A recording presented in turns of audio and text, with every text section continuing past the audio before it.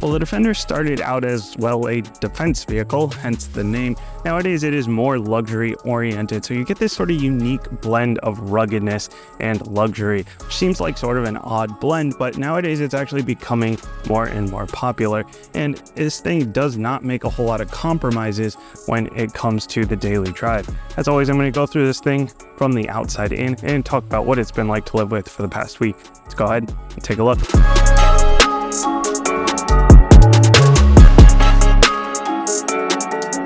You have three different options when it comes to what's powering your Land Rover Defender. There is a P300, which is a turbocharged 4-cylinder. There is a P400, which is what I have here. This is a turbocharged straight 6 with a mild hybrid system. So it's got a 48-volt system, not a true hybrid, just an electric motor to help with a few things here and there. And then there is a V8 with a supercharger if you need that extra power. It's kind of funny because the first time I got in here, I thought this thing is not underpowered, but it would be killer with a supercharged V8. So I would love to experience that one. But no matter what, you get a full-time all-wheel drive system. You get a ZF 8-speed automatic, which is an excellent automatic transmission. And your fuel economy here with this P400 is going to be right around 19 combined. Not exactly ideal, not something you're going to want to take on long road trips, but it does have about a 24-gallon tank, so you can still go for quite a while without having to fill up at least.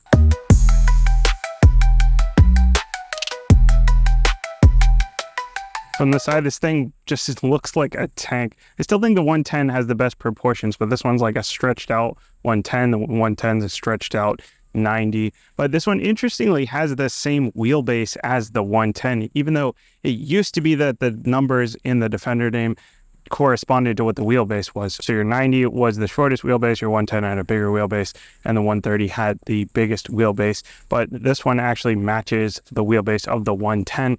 And then your overall length here, we're looking at like 200 inches long. So about the size of like a big luxury sedan. So not really too many problems with parking or anything. I haven't tried to get it into my garage because I think that the spare tire on the back kind of puts it over the edge. With that spare tire, now you're at like 211, 212. So now you're into like Escalade territory, but you're going to have that spare tire on there. That's part of the look, right?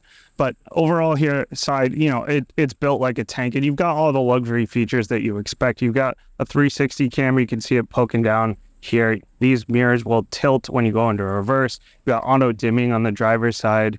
There's heat in these mirrors as well, and they'll power fold when you lock it up. And then these have the touch to lock. Well, it's a button to lock and unlock on both the front and the back, which I love to see, because if you got kids going in the back, then a lot of times you're going to the back first, and now you don't have to go to the front to unlock it and then go to the back to get your kids out. You know, you can get runners along the side if you want, if it's a problem getting in and out. I honestly haven't had too many problems getting in and out, even though I'm only 5'7", I'm on the shorter side, but you can get runners.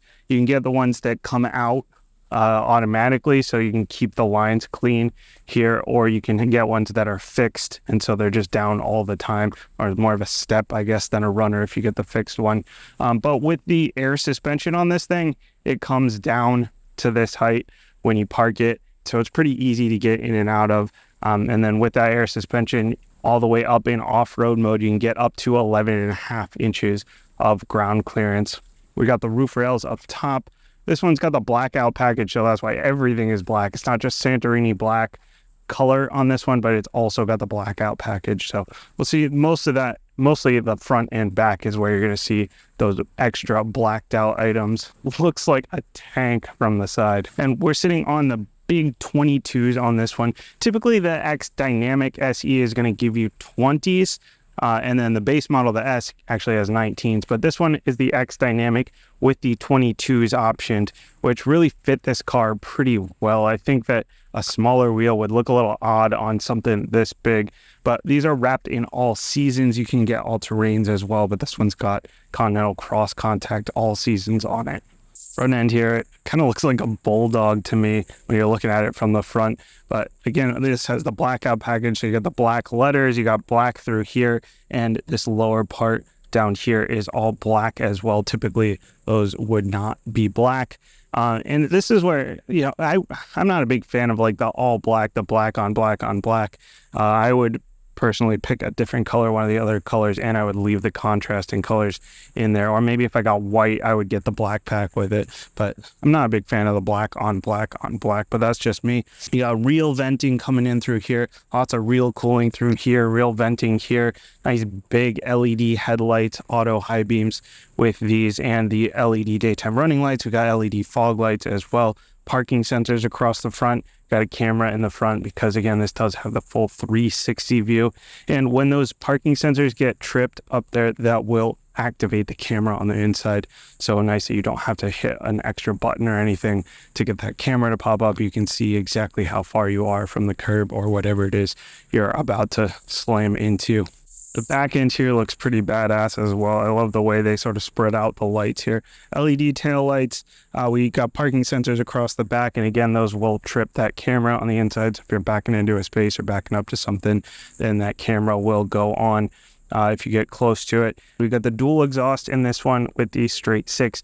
If we were up in that V8 with the supercharger, and you want those beautiful supercharged V8 noises that Jaguar and Land Rover make, they're some of the best sounding cars out there. You will get a quad exhaust to make that music come out. Of course, we got the spare tire here, and behind the spare tire, you do have a windshield wiper there. So you do have that rear wiper. Got the brake light up there. Up on top, that little fin up there, that's going to be your camera for the clear view camera, which is your feed inside into the rear view mirror. A little bit odd that it's up on top of the car rather than integrated into the back window or down lower, like usually those cameras are not quite so high up, but we'll talk about that a little bit more during the interior, during the drive. But glad to have that feature at least. And then this opens up from the side here, despite the key fob here that thinks that it opens up instead. Now that is not going to open the back, it's just going to unlock it. It doesn't actually auto open here. We do have a little bit of cubby room here on the side, and we got a grab handle here to close this door, but it doesn't open up into a ton of space, especially when you have the third row. For 2024, they've added the outbound edition, which is going to just completely eliminate that third row there. But of course, if you do have the third row, then you can always just drop it down. No automatic drop down or anything. You just have to knock that down manually, but it does open up into plenty of extra space. Plus, got some D-hooks back here. There is a 12 volt underneath the floor here. You do have a jack. Obviously, the spare's on the outside. And then you have access to the air suspension here. So that'll make it nice and easy for loading and unloading. You can drop the car down or put it back up to the correct load height that makes it easiest for you. Nice to have that access right here.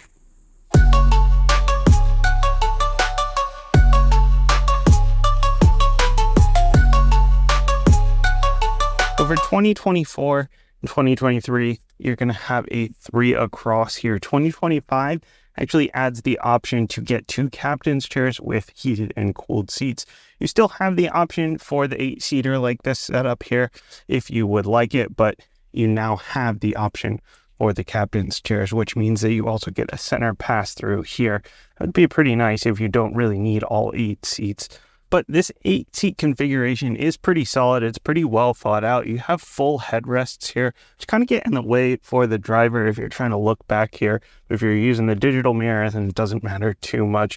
You even have the cup holders here with the armrest, the center armrest. If you want to drop this headrest down, you can actually drop this whole center down as well. Then you can see all the way through to the back. If you've got kids back there, you want to be able to see what's going on, because otherwise, as I mentioned, the headrests kind of block whoever is in the back there. The other thing is these both have ISOFIX latches on them, as well as the 2 in the back. We'll talk about the back in a minute, but it's nice to see that those are an option on all of the corner seats here. And there's an anchor on the back of the seat as well. And we've even got the pano sunroof coming all the way back here. I've got plenty of headroom. I have my own vents back here, which is very nice, and a couple of USB-A's, and my own climate control. If you've got someone on the taller side sitting behind you, the seat does move up. So you have quite a bit of flexibility with these seats. Me personally, at 5'7", I've got tons of space with this seat back. This does have a hard plastic here, that sort of mix of ruggedness and luxury. And it takes away from the luxury aspect a little bit, but makes it not so precious. It means if your kids are getting in here with dirty boots and stuff, you're not worried about them kicking the seats. A grab handle there and a grab handle here. Really a nice place to be here in the second row. I mentioned that center seat folds down, but the side seats fold down as well. So you can actually get all three of these across laid flat, and then you can get all three of the back ones laid flat as well if you need some extra space here. You have to tether through here. But if you're just getting in and out, then you use this grab handle up here, slide it forward. It is a little bit of a pain getting back there, so I would probably save this for kids. If you're having problems with mobility, or if you're on the taller side, getting in the back is not super easy here. But if you can get yourself back here, there's actually a pretty decent amount of space. And I'm only 5'7". I've got a couple of inches of leg room here, even with this seat all the way back, and they've got some room to move up if you don't have somebody super tall in front of you. So pretty decent amount of space back here. As I mentioned, ISOFIX latches on each of the sides here. So if you're hauling around 4 kids, or maybe you just want to separate your kids out a little bit, then you can put them in any of those 4 seats. I don't know why a lot of these 3 rows, the back seats either have no ISOFIX latches at all, or they're only on one side, but this one has all 4. So that's a pretty nice touch. For the seat belts, all 3 of them go over the shoulder. Got the center seat belt there, got the center seat belt here for the middle row. So all of these are over the shoulder belts if you're concerned about that for safety, no lap belts going on. And one sort of odd thing, I do like that there is a sunroof back here as well, because a lot of times the third row kind of gets gypped. But this is a manual sunroof, which means that if you do have kids back here, you're going to have to probably come back here and open it yourself. You can't open it from up there. This seems like if anywhere needed an automated sunroof, it would be the one back here. Pretty nice to see that it's back here, because again, the third row usually doesn't get stuff like that. Got a couple of D-hooks back here as well, so you can tether stuff down with those. This interior is really cool overall. It is not easy to make something both rugged and luxurious, and this is a pretty unique interior. I think they really nailed the combination really nicely here. The doors especially, I absolutely love these doors. They look like they'd be something off of a truck, but with much nicer materials. You got the exposed bolts. The materials feel very nice. It's like this mix of Windsor leather as well as a synthetic leather that's supposed to be sort of rougher and easier to clean. Got the leather steering wheel nicely laid out. Looks like a giant truck steering wheel, how massive this thing is. It looks really nice as well with the contrasting colors here. You got cubbies for everything and rubberized spots through here. The fender written across there. It just really looks really nice. It looks very unique. Really love everything that they've done in terms of the looks here. Now, in terms of the controls, most of the stuff is pretty nice and easy to access. You do have a lot of physical controls here. Your air suspension is easy to get to, your gear shift obviously, and your climate control. But Jaguar Land Rover likes to use these multi-function sort of knobs here. So these do have some different functions you have to activate. If you want to activate your driving mode knob here, then you have to hit a button and then use the climate knob. If you want to change your fan, you have to activate the fan and then use the knob that was previously for the temperature, and then the temperature knobs are also used for the seats if you push them first. So it's a little bit of a learning curve here, but at least they do keep everything as physical knobs here, nice and easy to use.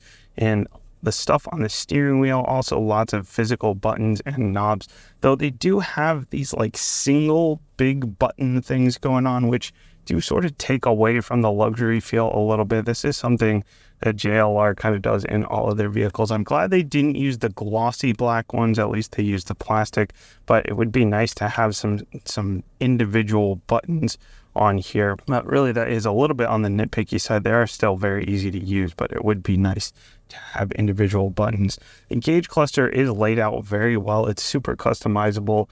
You can tell it whether you want to have 1 gauge or 2, or if you want to have a totally different layout or a bunch of different layouts you can go through here, and you can pick what information you want to see in there. Everything's very crystal clear.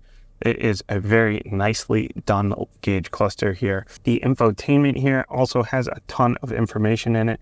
If you've been in any other JLR product recently, then this is going to feel familiar. But if you haven't, you can customize these tiles on the home screen, just edit that and pick whatever you want on your home screen here. You can easily access your Android Auto, Apple CarPlay if you're hooked up here on the side, your mobile devices, your nav. Everything is very easy to get to. You can set up your own user profile in here as well. The Android Auto and Apple CarPlay are going to be wireless standard. The wireless connectivity has been sort of spotty. Like sometimes it connects okay, sometimes I actually have to go in through the system and select Android Auto, so it's been a little bit odd there. It doesn't just automatically connect every time, but sometimes it does. Not really sure what's going on there. But there's a lot of stuff in here. You can watch your energy usage, whether your AC is pulling all of your energy usage or whatever it is throughout the system. You can check your fuel economy, and there's a bunch of off-roading stuff that you can monitor. All your driver's assist settings are in here. You can look at the vehicle dimensions, but the driver's assist features, you can tone them down or tone them up, whether you want them to be more aggressive, less aggressive. Your climate control is in here, your seats, your cameras. This one does have a full 360 cam, and you can pick what cameras you want. You can just click on the camera you want, and it will show you all kinds of different angles around the car, which is a very nice feature. And then there's even an off-roading mode here. If you want to see what's going on down at the wheels, you can lock your differential through here. You can even see what's going on under the car. Really kind of some pretty cool camera views through here. Really a lot buried in here. I do wish this was a little bit bigger. It does feel a little bit out of place in this car just because the rest of the car feels so massive. Like I've got tons of room all around, but this feels like it's a little bit small and a little bit out of reach here. USB-A and USB-C and a 12 volt down here, and this massive spot through here which I can fit a full Nalgene in. This one has the fridge option down here. You got two settings of cooling, or you can turn that off if you want something in here that you don't want to get frozen down here, or well, cooled down. I mentioned we do have the regular camera here. You do want to be able to see what's going on inside the car, if you want to be able to see your kids in the back there. But the visibility out the back is really pretty rough, especially with all of those headrests up back there. But this one does have the digital mirror option on it, which is a really nice feature, especially in these big 3 rows where it's really difficult to see out the back like this one. But the regular mirror is auto dimming if you do want to use that. We got the massive sunroof that I mentioned, the auto open close, and you can slide it back, but it only slides about halfway back. The seats I mentioned, we got the full Windsor leather in this one, and these seats are pretty comfortable. I really have no problems with these seats. I could sit in these for a long period of time. And these are the 18-way adjustable ones. The standards are going to be 14-way. This one has the adjustable bolsters and heated and cooling. No massage seats. I'm just a little bit surprised. I kind of expected them to be massage seats, or at least have that as an option, so with this being one of the sort of luxury vehicles. And just generally speaking, nice comfortable seats, nice big beefy steering wheel, easy to use, lots of real buttons, tons of space, and great usability here in this interior. And it's just a really nice, unique interior with this mix of ruggedness and luxury. Really, really well done overall here.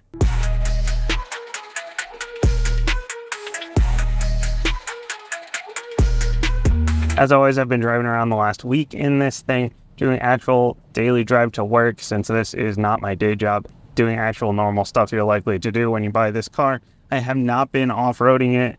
As I've mentioned in the past, I'm not the off-road guy. There are plenty of all the other off-roaders on YouTube if you want to see videos like that. And chances are, if you're buying this, you're probably spending most of your time on pavement anyway. And this does much better on pavement even than I expected.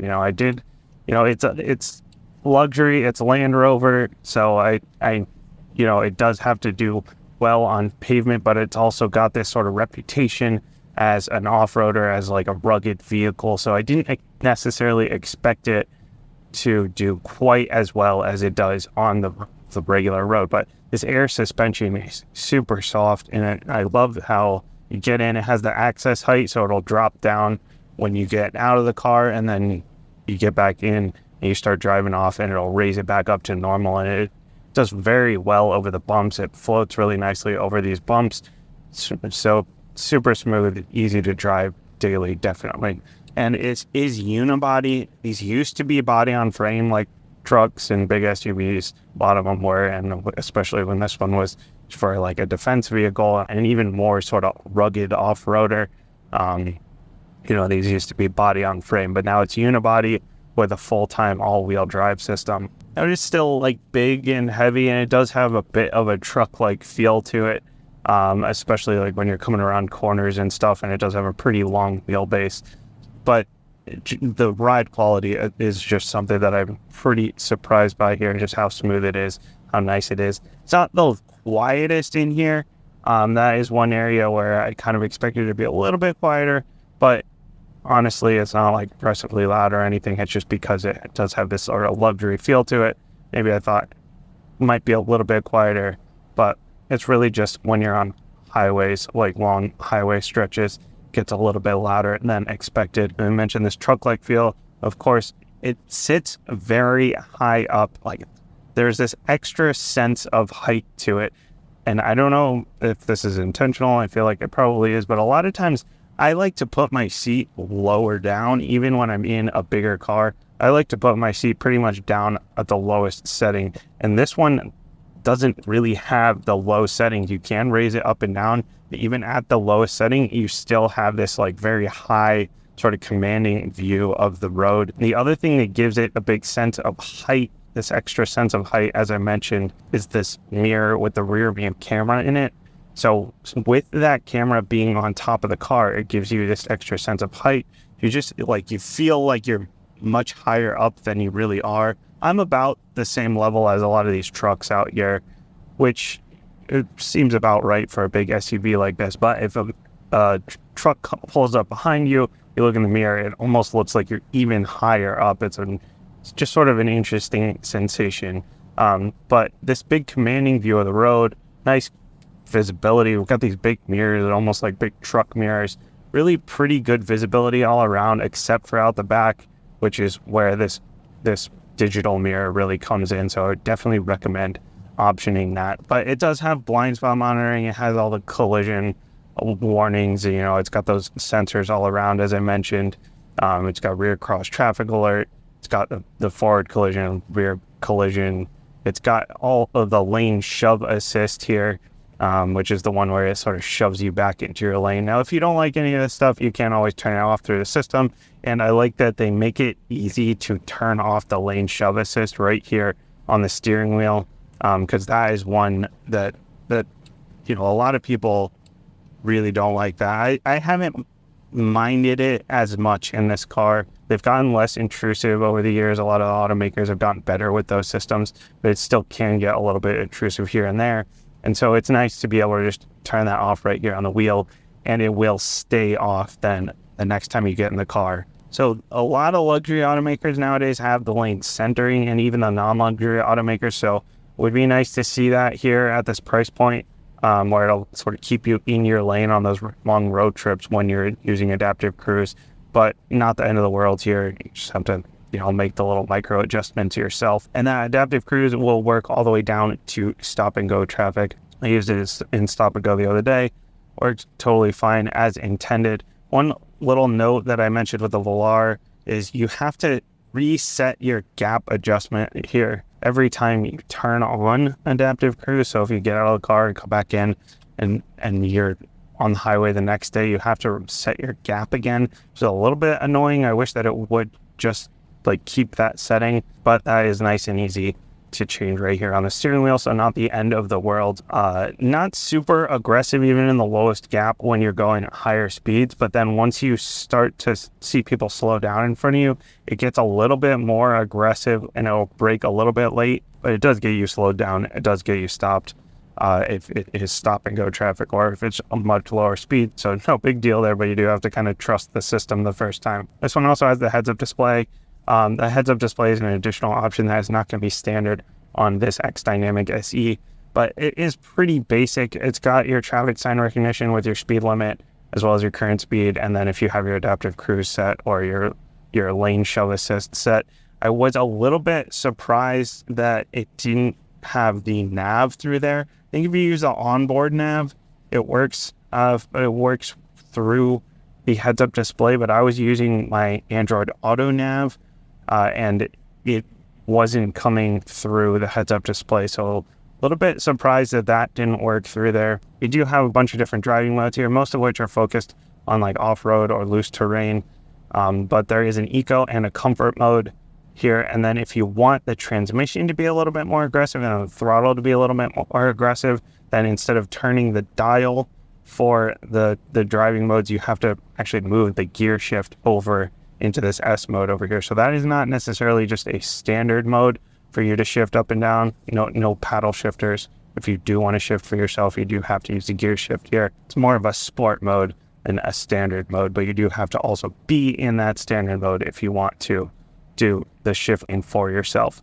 Now, another note about that throttle response and the transmission. So the transmission really had no issues with its choices. ZF8 speeds are wonderful, and this one has been great as well. But when you get into the throttle here, when you like hit the gas pedal hard, if you're trying to hit a gap on the highway or something, there is this bit of a delay, and I mentioned this in the Velar video as well. And it feels like it's turbo lag maybe, and a little bit of throttle lag, but the throttle lag is mostly mitigated, especially when you get into the sport mode. So I think it's mostly just the turbo lag while you're waiting for the turbo to spool up. Most of the time it's totally fine. It's really just in those situations where you have to like hit a gap like that, as I mentioned. But outside of that, it moves plenty fine. It can get out of its own way just fine.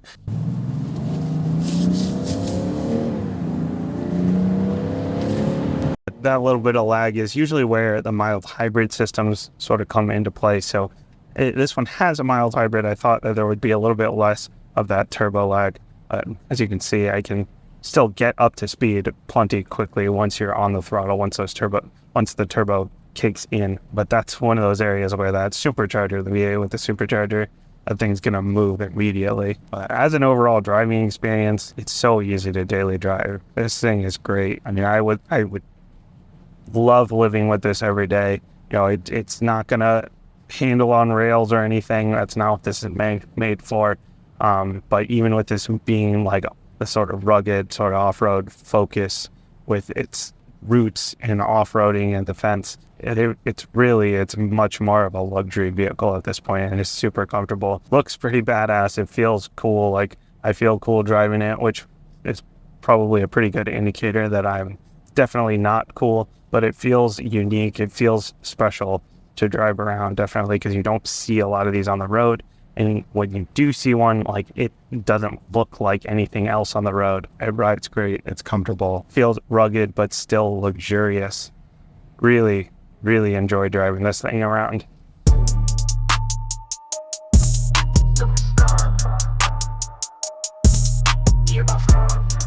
At the end of the day, we have this really cool and unique blend of luxury and ruggedness. This is something you could take off-road. You could take it through inclement weather. You could take it into the giant puddles after a big storm, and it will do just fine. But at the same time, you're very comfortable inside. You could daily drive it. You could take it on road trips. It would be super comfortable, though that fuel economy might kill you a little bit on those long road trips. And my only real knocks to it are it doesn't have like the latest and greatest tech and driver's assist features. If you want those, you could move over into the Lexus GX or up into the G-Wagon, though that's quite a bit more expensive. But it does have some pretty decent driver's assist features still. Some of the UX stuff on the interior is a little bit quirky, but that's just sort of been a JLR sort of thing. But overall, this really has been an excellent vehicle to live with. Plenty of space, very unique, very comfortable. Let me know what you think down in the comments. As always, thanks for watching, and I will see you next time.